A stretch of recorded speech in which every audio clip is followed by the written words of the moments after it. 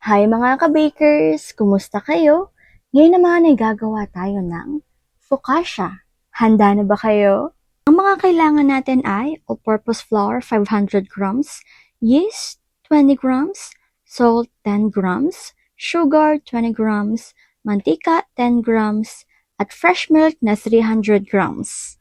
At atin na nga pong inilagay ang lahat ng sangkap natin dito. Atin na nga po itong haluin para po matunaw ang asin at asukal. Pagkatapos ay atin na pong ilagay ang ating all-purpose flour. Pag nailagay na po mga ka-bakers ay hayaan na po muna natin itong mag-mix hanggang po sa tuloy na po nating makuha ang texture na ating hinahanap.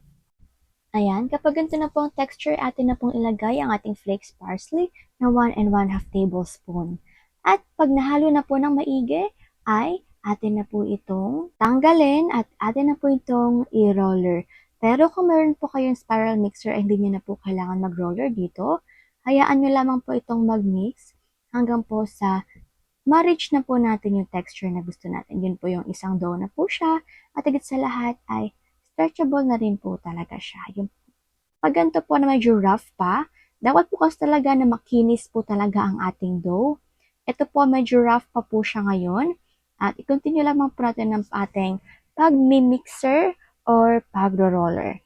Ayan, pag ganito na nga po mga ka-bakers, makinis na nga po talaga siya, ay okay na nga po ito at pwede na po natin patayin ang ating mixer or ang ating roller. Pwede na po siyang hatiin. Tapos po, pagkatapos naman po hatiin mga ka-bakers ay atin po itong papahabain para mabilis po natin mahati-hati sa isa. Okay, dogs? Yun naman po ay atin na po itong hahatiin sa maliliit. Ang size nga po pala nito ay 60 grams ang kada isa. Nakadepende po yan sa inyo kung gusto niyo pong dagdagan or gusto niyo pong bawasan. As long as saktong-sakto po sa budget at higit sa lahat, ay tayo po ay kikita. Pagkatapos naman po mahati ay atin na po itong bibilog-bilugin. Bilog-bilugin lamang po natin isa ng dahan-dahan. Siyempre, kailangan po just take your time lamang po para hindi po tayo agad mapagod at mas lalo po tayo mag-enjoy. Yan, pag natapos na nga po natin ito mga ka-bakers, ay kailangan po natin itong ipahinga ng 20 minutes. Okay, dogs? 20 minutes po muna bago natin ito i-molde ulit. Ayan. Dahil tapos na nga po mga ka-bakers, atin na po siyang ipahinga. At after 20 minutes ay atin na po itong imomolde or imomold. Ang gagawin lamang po natin dito ay atin po siyang isi-shape ng pabilog. Ipa-flatten po natin hanggang po sa tuloy na po itong maging bilog at makuha na po natin yung desired size na gusto natin dito. Yan, kontian pa po natin. At eto na nga po ang ating gusto na size. Kukuha po tayo ulit mga ka-bakers. Pagkatapos po ay atin na po itong isi-shape ng pabilog. Flatten lamang po natin. At galing lamang po sa kabila. Kabila lamang po para po mas perfect po yung size niya. Hindi po mag-iwan na po siya ng size. Yan. Ganyan lamang po. Atin po ulitin. Magkuha lang po tayo. Pagkatapos ay atin na po siyang ipabilog. Yan. Okay, dogs. At syempre, eto na nga pong lahat ang ating mga nagawa, mga ka-bakers. Abay, nakaka-tempt naman po talaga sila. Anyways, eto na nga pong lahat. Atin na po itong ilalagay sa ating plancha.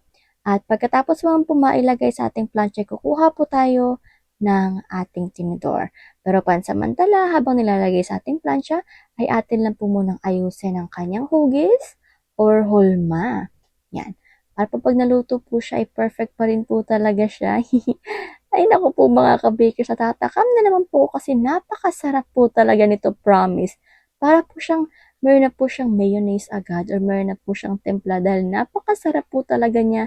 Ang kulang na lang po talaga dito ay pizza sauce, cheese, tsaka toppings. May.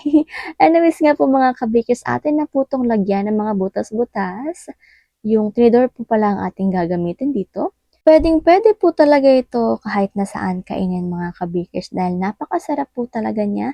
At higit sa lahat atin na nga po itong ipapahinga ng 60 minutes. Alrighty, eto nga po pala ang ating mga nagawa. Ready na nga po ito para mapahinga na po natin ng 60 minutes. After 60 minutes ay ready na po to para sa ating oven. Ang oven temperature ay 180 sa taas, 190 sa baba at ang baking time ay 10 minutes lamang. At after 10 minutes po ay luto na nga po ang ating focaccia na napakasarap naman talaga or focaccia na napaka-yummy naman po talaga mga ka-bakers. Abay, mas lalo po talaga tayong nagugutom. Okay, na-tempt na po ba lahat? Napakasarap po talaga ito kahit wala po siyang palaman ay napakasarap na po talaga niya. Pero kung gusto po natin itong itago at gawing pizza, abay go, go, go naman po talaga mga ka-bakers. Botong-boto po talaga ako dyan. O di po ba another idea, negosyo ideas na naman po talaga. Kaya naman po mga ka-bakers, napapadaldal na naman po ako. Eto na nga po ang ating food for the soul ngayon. Mga kawikaan 356. Kayawi kang magtiwala buong puso at lubusan at huwag kang mananangan sa sariling karunungan. Sa lahat ng iyong gawain, siya nga'y alalahanin upang ika'y patnubayan sa iyong mga tatahakin.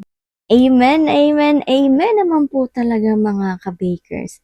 Maraming salamat po sa lahat ng inyong suporta. Hanggang dito na lang po muna ako. Paalam muna. Take care. At higit sa lahat ay God bless.